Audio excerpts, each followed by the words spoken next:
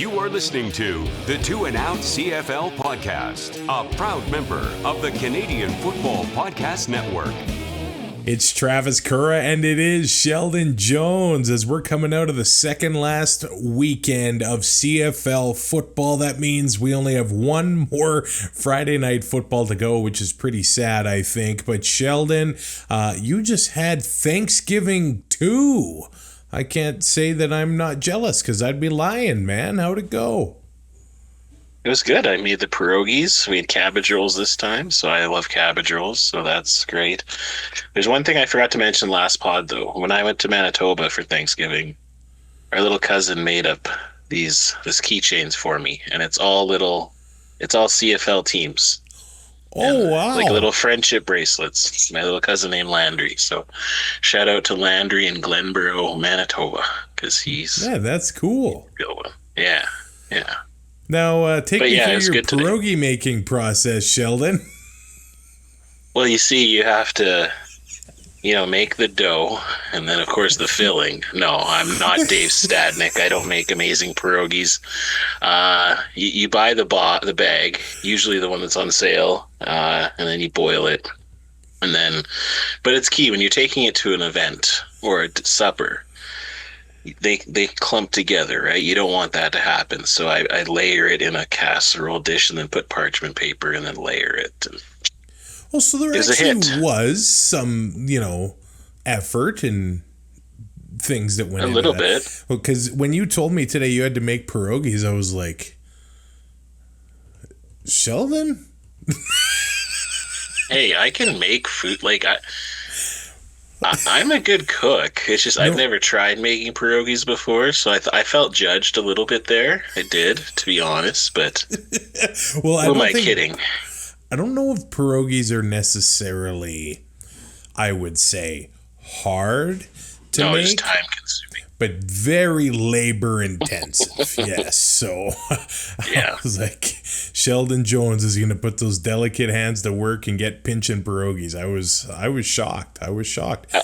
I do want to learn. I've never done it before. I do there's a few things that I would like. I'd like to learn how to make cabbage rolls. I'd like to learn how to make pickles. I haven't ever done that before. And pierogies. Those are three things. And so maybe someday somebody will show me, or I'll take a leap, and who knows. But apparently pickle making is like the thing right now. I've had dill pickle beef jerky, and before having it and after having it, my question is, why?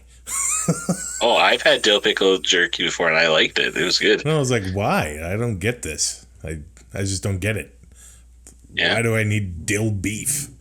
I don't know. Because dill tastes good. I love dill, but I don't know. Yeah. Shoe leather? I don't know. I don't get it. Fair enough. I got a nice couple jars of hot pickles from Tammy's auntie, and I tried them today, and they're they taste exactly like the spicy dill pickle chips, just as actual pickles. They're so freaking good. See, now we're talking. Shout out to Doreen for her pickles. You can tell that week 20 was full of quality games that we are not delaying from getting to.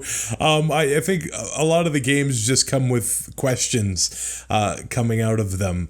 But Hamilton just absolutely smashing the Calgary Stampeders. Actually, the Stamps, I guess making it look closer. Even though they lost by 3 scores, then the game looked like it was going to be. The Ticats coming out of the first quarter up 14-0, but 42-20 the final score in this one. And the story really just was Bo Levi Mitchell lighting up his old team. And if it weren't for a pick 6 at the end of the first half, yeah, that Bo was literally laughing about, this game would have been even uglier. But yeah, the Ticats, they came to play. They wanted to put a show on for their hometown fans, and Bo was looking like vintage Bo, man. 450 yards, 5 touchdowns, 1 interception. He was making it look easy out there in this game. Yeah, that was his second 5 touchdown over 400-yard game of the season. I'm pretty sure. And he's just, he's playing at the top level, and it's really going to be interesting to see if he is going to be the Eastern nominee for most outstanding player as a team who, is going to miss the playoffs, and maybe, who knows, even maybe be the all CFL QB too. Who knows? Like, I know you can make cases, I think, for Zach Collaros and Trevor Harris. Trevor Harris has better, he has better stats than Chet Kelly.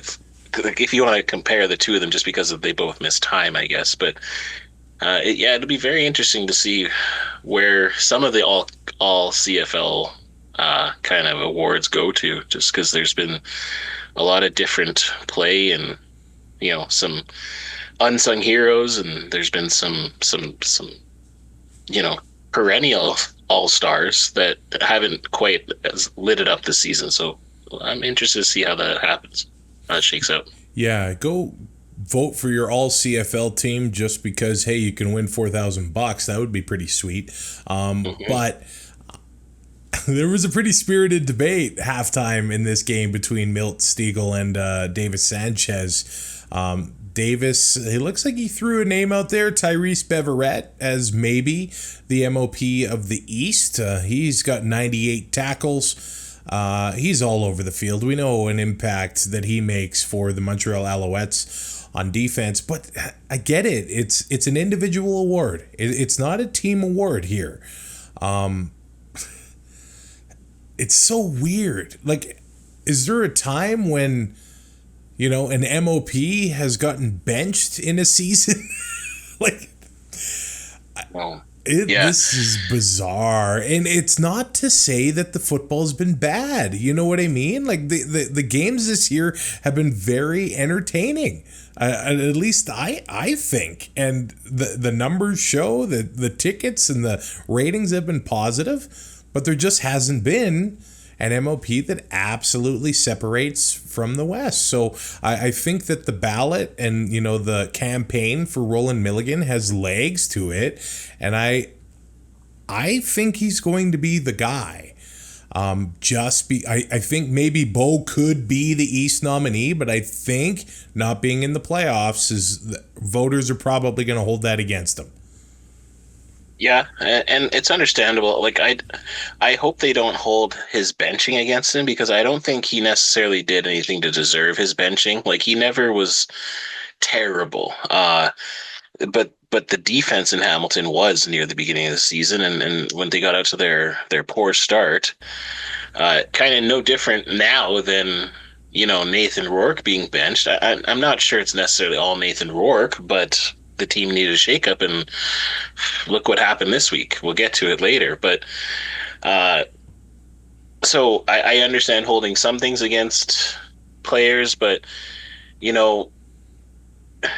it's kind of like, if Milligan wins most outstanding player, that means he has to win most outstanding defensive player too, right? So maybe it's time that we change it to most outstanding offensive player and most outstanding defensive player. Like, maybe we actually should separate that. I'm not, like, I don't know. It just kind of seems weird that it's 99% of the time an offensive player gets that award anyway, right? So it's kind of semantics, but I'm all aboard the Milligan for MOP train. Obviously, I got a lawn sign that the guys from Piffles were made up, and the money going to CFL Fans Fight Cancer.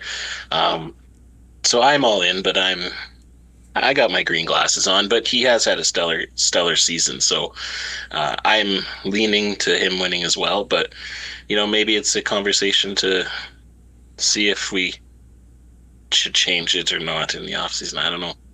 It's weird because if VA doesn't get hurt and they don't bring in Rourke, VA's probably the guy.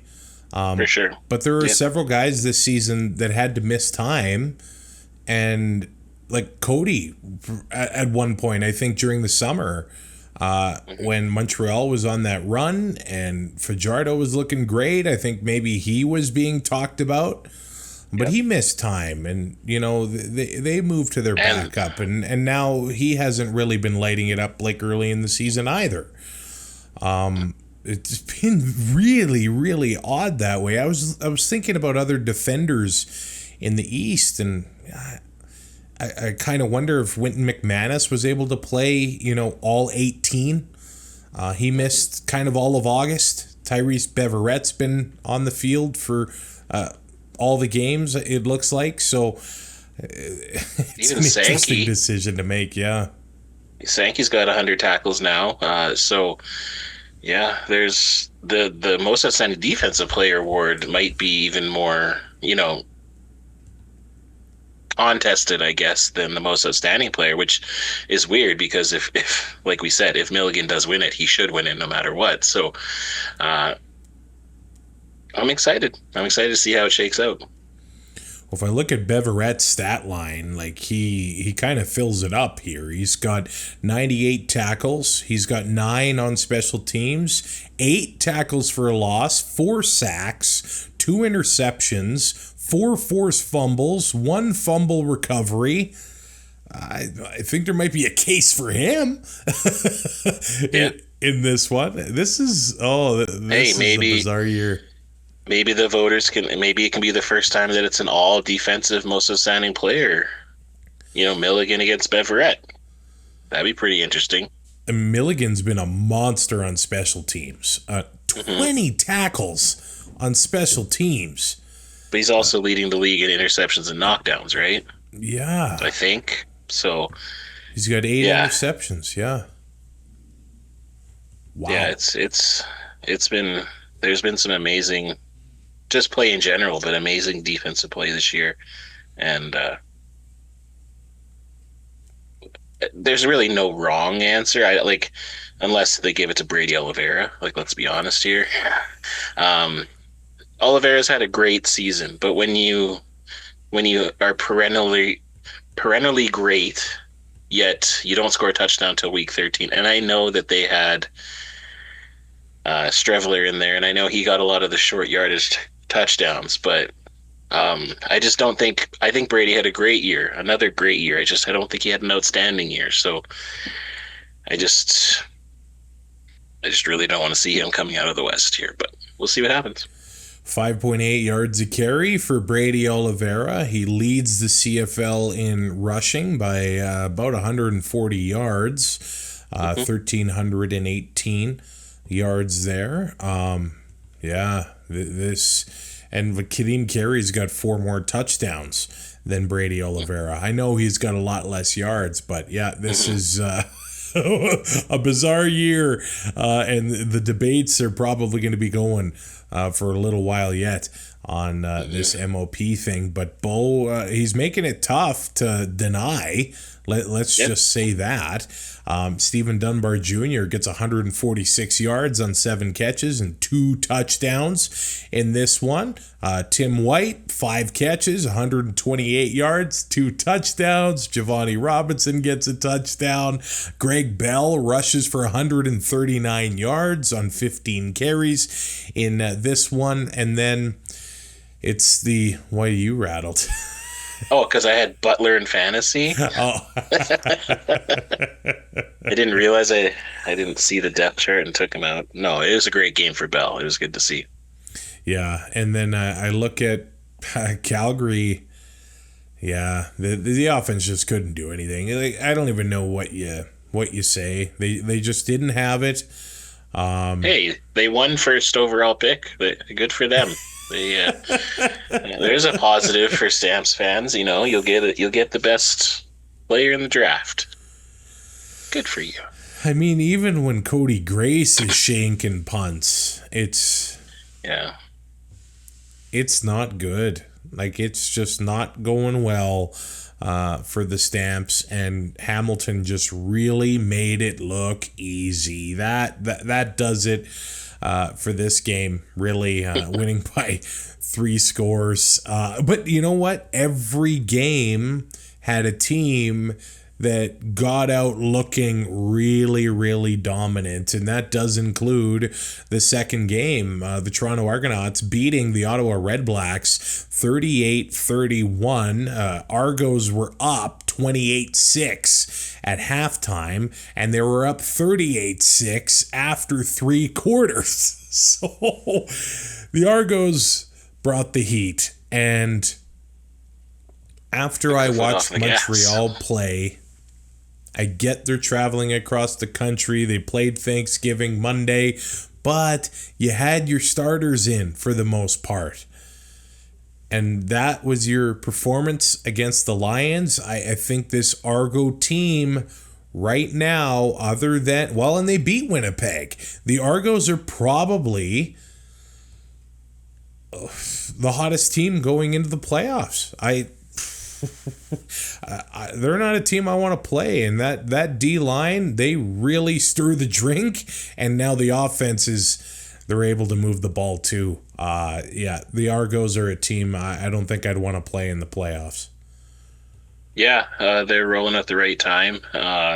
But, we saw what happens when you take the foot off the gas. And they let Ottawa get... And Ottawa had a couple chances that they got deep into Toronto's territory, and they turned the ball over. So, even having a chance to win at the end there with that... with the little lateral session that they had going on there at the end, which is always exciting to see. But they, that's just a team that doesn't give up. And when you don't give up, good things can happen. They just didn't have quite enough. But again, this is the Toronto team that went 16-1 or 16-2 or whatever it was. They were scoring at will in those first three quarters. They were running the ball. They were throwing the ball. Like, Ottawa couldn't stop them. And then I think they just thought the game was over. Luckily, they still won. But, they put a lot of... At least Ottawa was able to kind of build some momentum back up at the end of the game, because, they're going to see each other in 2 weeks again. And for Ottawa's sake, hopefully they can make it a little bit closer earlier on in the game and not have to resort to this. Well, and the fourth quarter began with the RedBlacks touchdown to Braylon Addison. And then Janarian Grant fumbles the kickoff, and Drew Brown throws an interception there, which I don't know if they would have got a touchdown there if Toronto would have suddenly decided to wake up. But you're right. They were knocking on the door that entire fourth quarter, because then the next possession for the RedBlacks, they got turnover and downs on the Toronto 6-yard line. So there were actually opportunities, even though that the RedBlacks put up 25 points in the fourth quarter, they did leave points on the board, which is kind of crazy to say out loud. Is there anything that either team can take away from this? Like, are the RedBlacks encouraged and the Argos are kind of back to the drawing board? Like, when we look at the stats, Drew Brown actually threw for more yards than Chad Kelly, although there was the one interception in there that I mentioned, and Chad Kelly had the perfect quarterback efficiency. He only had 5 incompletions and 81% pass completion. But maybe it's just a sense of the Argos, taking the foot off the gas. But once the RedBlacks recovered that second onside kick the exact same way, you could see the nerves start to get a little rattled by the Argos at that point, and the RedBlacks getting a little bit of confidence. Yeah, well, they took Cameron Dukes, or they put Cameron Dukes in, and then they took him out and put Chad Kelly back in there. So you could tell that Dinwiddie was getting a little stressed there. But I think what they can take away is that, when they're both playing to their best abilities, they're very close when it comes to their talent and their skill level and their, play calling, coaching, all that stuff. It's just who's going to be hungrier in this playoff game. And let's give a shout out to Toronto fans, over 20,000 people, which was great to see. And I'm sure having a big win, I know the fourth quarter wasn't great, but having a big win, hopefully they're able to get at least 20,000 back in there for the home playoff game. And then, it's anyone's game. But both of those teams are looking at Montreal, who are not playing great football lately. So I think both of those teams are kind of licking their chops to try to get at Montreal right now. Yeah, Ottawa kind of limping their way into the playoffs. This is 5 consecutive losses for them. And it just looked like it was going to be a one and done. But that fourth quarter shows that, hey, they're capable of making things happen. The Argos, like that time of possession, 37-24. And if the game kept going the way it was going, the Argos could have had the ball for almost 45 minutes. But it was those long sustained drives that they had against the RedBlacks. Like the second scoring drive by the Argos, 14 plays, 98 yards, 7 minutes and 41 seconds off the clock. Like if these guys are doing that, those are playoff drives. Like if you can do that, yeah, you're in trouble. The Argos, and then this one came in the third quarter. 13 plays, 82 yards, 8:35 off the clock. Between those two drives, they had the ball for an entire quarter. So the Argo defense was consistently fresh. The RedBlack defense was consistently on the field. The fact that they were able to come back the way they did to make the score look like it was a close game was remarkable. It really was at the end. And I thought, are they going to do this? And then the D-line on that last drive, they ended up getting a sack on Drew Brown. That one became pretty key, but if they did not get that sack, who knows what could have happened at the end of this game, man. Yeah, momentum is crazy, and when you have it on your side, the bounces go your way. Two onside kick returns in the same game. I know Brett Lowther has done that a couple times, but it's not something that you see very often. And so you could tell that they wanted to get back in there. They wanted to win, and then they didn't give up. And so that's a positive that they can build on. And once you make the playoffs, a team can get, even a team that is on a losing streak, they can just get hot and they can ride it out. So once the playoff starts, it's anybody's game. And this was the most meaningful game of the week. The Argos now have home field in the playoffs. Ryan Dinwiddie has never played on the road in the playoffs other than a Grey Cup as a head coach of the Toronto Argonauts, which is wild. Now, if they get to the East Final, they are going to have to go onto the road to the Bird's Nest in Montreal. We know it's going to be a rocking crowd for the East Final, but I look at now the receiving options in Toronto, and look, Tavares Daniels is the veteran guy that's always reliable.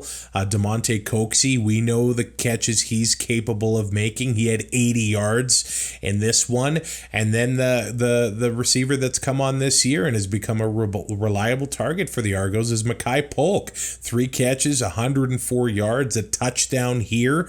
But now Dejon Brissett back into the lineup, 2 touchdowns, 5 catches, 67 yards. There aren't really any guys you can sleep on, especially if they have that running game going. Now Ottawa did okay.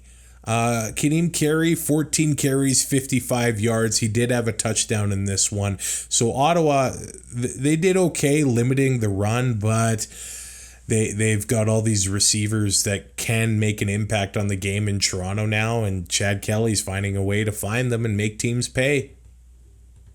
Yeah, and I know it didn't look like it this weekend, but Montreal's defense is good, and so it's going to be a different test if Toronto can make it past Ottawa to get to the East Final. But yeah, the receivers are doing great. Chad Kelly's hitting them in stride. He's a heck of a quarterback. We can't deny that, and he's getting hot at the right time. They, like you said, they're probably the hottest. I haven't done the power rankings yet. This will be one of the last ones, but it's going to be difficult. Yeah, the Riders and the Argos are going to be, the top 2 teams in my power rankings, just because they're the teams that have been winning the games. So, everything's going right for Argo fans. Like, everything looks good. And so hopefully different circumstance than last year for them. For Ottawa, they had two 100-yard receivers themselves, including Khalil Pimpleton, 7 catches, 114 yards, and then Justin Hardy, 7 catches, 102 yards, and a touchdown. And also Nick Mardner, the second overall pick, getting a touchdown, 6 yards. But Drew Brown threw for 400, did have a pick, did lose a fumble in this one. He was under fire from that Argos defense. Lewis Ward missing a field goal here as well. It's difficult to just look at the plays that Ottawa left on the field and thought, you know what, maybe they could have come back in this one. But at the same time, if they kept the score closer, maybe Toronto just keeps on putting the ball in the end zone throughout the game. Yeah. It's a shoulda, coulda, woulda kind of thing, and at least that fourth quarter would give Ottawa, you'd think, some confidence, because they're going to have to go back to that same stadium in the playoffs. And hey, we saw what Chad Kelly did on that field in the playoffs last year. You know, the RedBlacks are going to be watching the film of that East Final and trying to replicate that themselves. The BC Lions, Sheldon, go back to Vernon Adams Jr. and they take a 27-3 victory over the Montreal Alouettes. The Owls didn't get that field goal until the fourth quarter either, but it didn't take Vernon Adams Jr. to assert himself back into this lineup, because the first play from scrimmage is a 43-yard completion to Justin McInnes. A few plays later, Vernon Adams is in the end zone with a rushing touchdown. It is 7-0 Lions 3 minutes into the game, and it's 14-0 Lions after the first quarter. This looks like Vernon's team, and I don't know, will this be a big turning point for the team? And I guess Lions fans are kind of wondering, should we have gone to Vernon a few games ago? It really looks like the chatter is a lot of guys in that locker room that were there from training camp right from the very beginning believed in Vernon. And I know he got hurt, but it looked like he's the quarterback that they want to play for. That's really as simple as it looks right now with this BC Lions team. Yeah, like, I don't think they wanted to play less for Rourke, but you could tell that they were more fired up having VA in there. And like we've seen, he's, even when he's not been playing, he's been the consummate professional. He's been the one hyping the players up. So yeah, I think it was a big mistake for Rick Campbell to, wait this long, because, like you said earlier, he was the MOP until he got hurt. And then you bring Rourke in and you threw him to the Wolves immediately, 3 days after he signed or something like that. He's starting a football game for you. Like, I get that that hype of Nathan Rourke back in the CFL was good and is good. And hopefully he can next year regain that level of play that he had before he went to try in the NFL. But when you mess with chemistry, when you mess with the continuity, it can have negative impacts, and it looks like it did. So as a Rider fan, I think I'm a little bit more worried about having VA in there than Nathan Rourke, just seeing what the Riders were able to do to them last week. But I think for Lions fans, you should be excited. You should be a little bit hyped. It's just unfortunate that they didn't do this a few games ago, because then maybe that West Final or West Semifinal is in BC Place instead. Now, yeah, a few pods ago, I kind of mused about it being a bit rare for a third place team to go on and win the Grey Cup, winning 2 games on the road and then winning that championship. But maybe this game, and now the Lions are on bye, will be able to give them some momentum heading into Regina or Winnipeg for the West semifinal. The 2000 BC Lions, who went on the Wall of Fame this year, going into the BC Sports Hall of Fame. We're a third-place club and went on to win the Grey Cup. The 1989 Saskatchewan Roughriders did it. The 2019 Winnipeg Blue Bombers won in Calgary, won in Regina, then won back in Calgary to win that Grey Cup to end a nearly 3-decade-long drought. So it can be done. And then just imagine, even if the Lions get one playoff win and they go to the West Final, could they trade Rourke instead of VA, Sheldon? No. I don't see that happening. Just because of Rourke's age and he's a Canadian and the marketability, but stranger things have happened. We've seen stranger things. It would what be if they weird. win the Grey Cup with VA? Hey, yeah.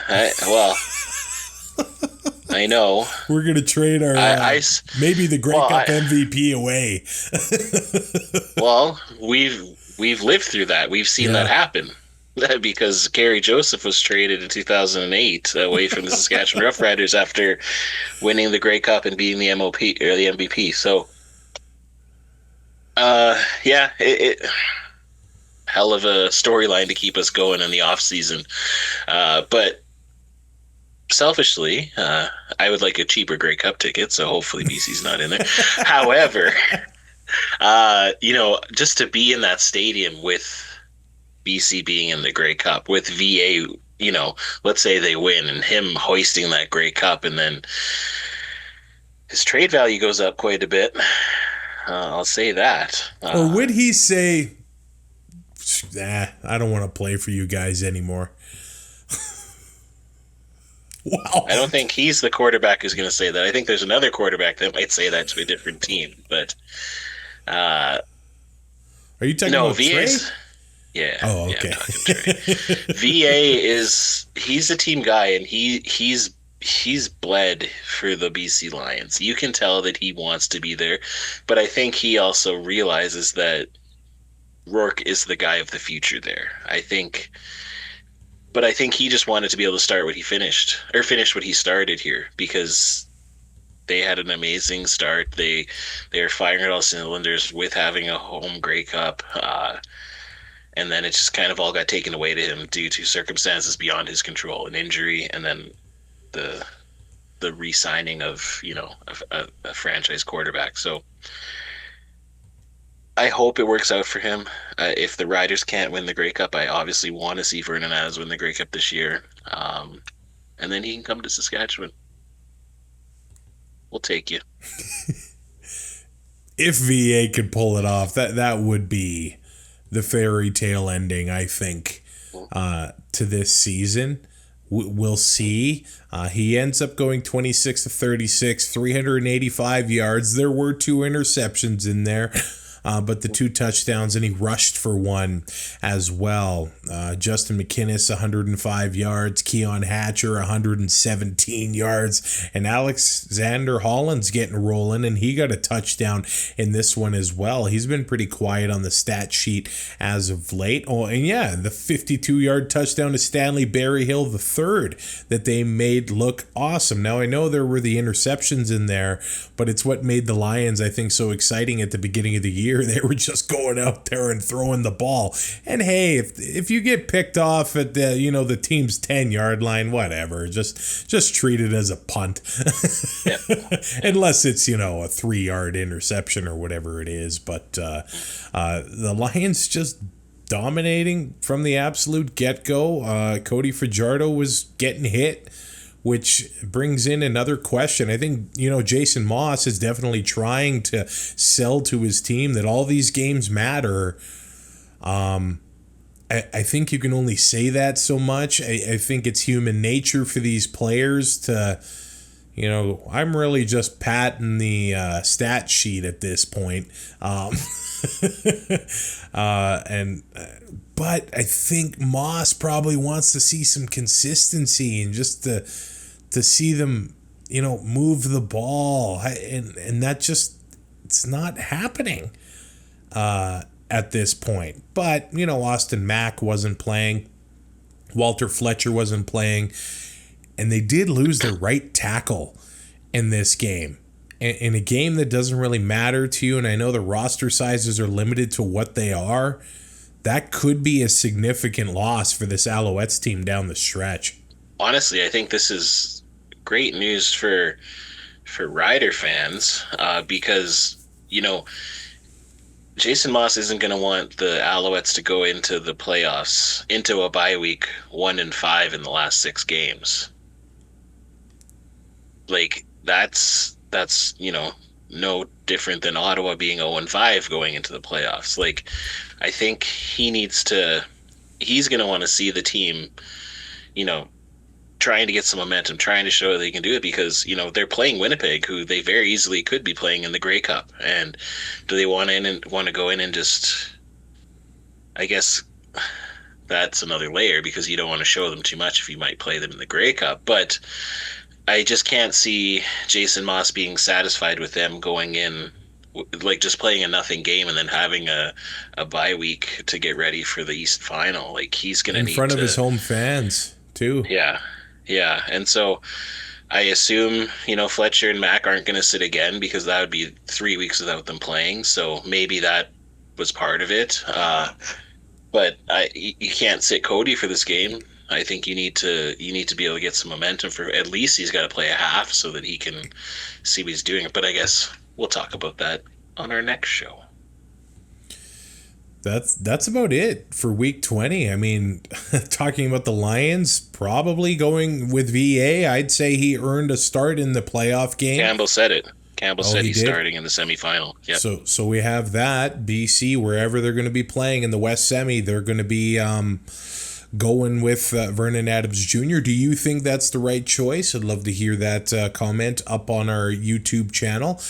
And also, who the heck you think the MOP is going to be? I think that is a solid question. And it's one of those where there's probably 7 different answers that you could make an argument for, which is kind of crazy.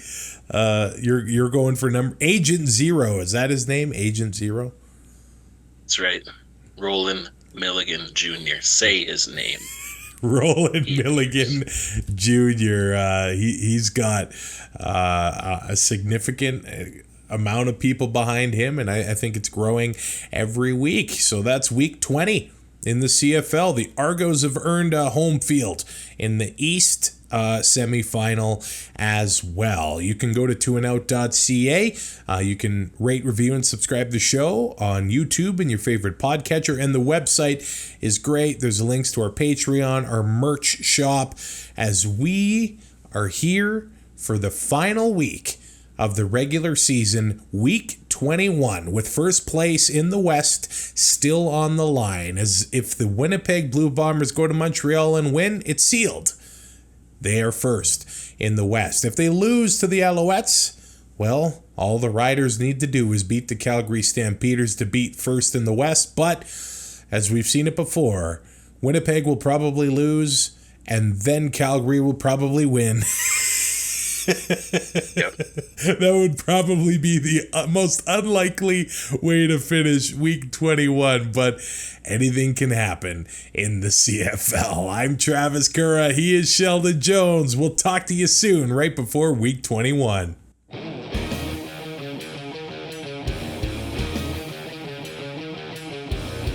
Thanks for listening.